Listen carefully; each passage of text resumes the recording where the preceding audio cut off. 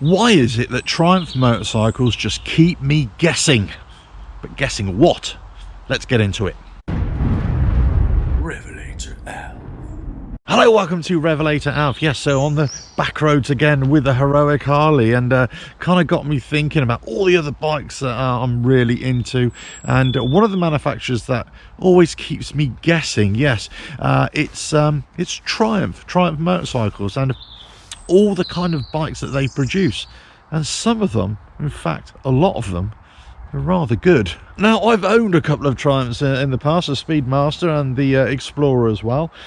Great bikes all around, and in many ways I'm very sad to see them go when I eventually sold them on. The Speedmaster was a lovely bike for what it was. Kind of got me into the cruising types of bikes, which I'd never really had before. And the Explorer was a great big adventure bike. But again, you know, if you watch my channel right in the very early days and the way I talk about that, great bike, but it's just too heavy for the kind of off-road riding that I was doing, the more challenging stuff. But I would still have one today if I wasn't really wanting to do a lot more off-roading. And also, I really wanted to get into more cruising bike. That's why I went for the Harley again. But they always kind of grab my attention, Triumphs, and it's you know, the range of bikes they've got, from the Bonneville range, you know, that engine, the way they look, that bobber that they've got, the adventure bikes that they've got now, the 900, the new Tiger that they brought out, which I've really got to go and try that, because that just looks like an awesome machine. They just do things really well. But I always wonder why they haven't released a bike that would just be an amazing seller. Let me see if you agree. Triumph released this mid-range, mid-weight sports bike many years ago. Small bike, physically small, but very, very capable. And those who rode it, and I've ridden it as well, those who rode it said for the way that it rode at the time, with that triple engine, it was just an awesome machine. That 675 that they had. And they've had kind of sports tourers, you know, in the past as well, and they still got that in their arsenal, I suppose. But they never really released or went for the 1 litre sports bike market. And I've always wondered why. Why didn't they do that? Now, if you're a big Triumph fan out there, let us know, because I actually don't know what the answer is. And it's always kept me guessing, and I'm wondering why haven't they ever released a 1 litre sports bike, or, you know, 1100, 1200, whatever it is, something that is just going to go fast as you like and put a bit of a British spin, or a British competition, let's say, to the big four Japanese or any other sports bike manufacturers. You know, other manufacturers who you wouldn't normally associate with sports bikes have released them. So I'm kind of wondering, well, you've done the 675 in the past, why don't you do it now? You've got some really good performing naked bikes, why don't you do that now? You know, you got the street triple, you got the speed triple.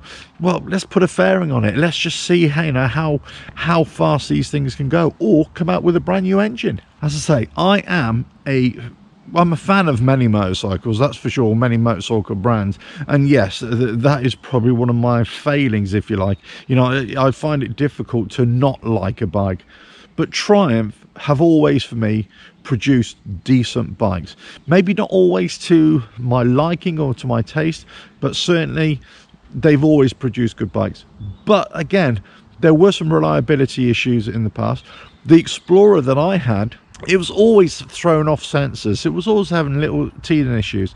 You know, I complained about the dealership when I first got the bike a little bit, because there were bits that weren't done up on the bike properly. There, you know, there's a headlight that was you know, letting in water, and they didn't seem to want to accept it a little bit. I kind of have to push on them.